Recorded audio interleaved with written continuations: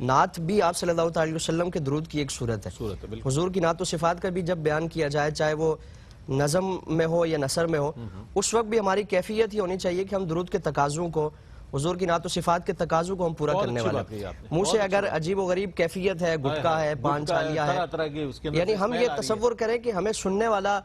ہماری اس کیفیت سے وہ کراہیت محسوس کرے گا. حضرت وہ مائک اگر استعمال کر لیں تو ہمیں اتنی دور رکھنا پڑتا ہے، اور پھر آگے جو اس کے بعد آنے والے ہیں وہ مائک استعمال کے قابل نہیں رہتا. اس کا فوم گیلا ہوا آس پاس جو افراد بیٹھنے والے ہوتے ہیں تو وہ جو یہاں سے وہ نکل رہا ہوتا ہے تو وہ سارے یعنی کہ افراد اس سے متاثر ہو رہے ہوتے ہیں. تو اس لیے آپ صلی اللہ علیہ وسلم کی جب بھی حضور کی شان بیان کی جائے، حضور کی قدر و منزلت، آپ کے مقام و مرتبہ، چاہے وہ درود کی صورت میں ہو، نظم کی صورت میں ہو،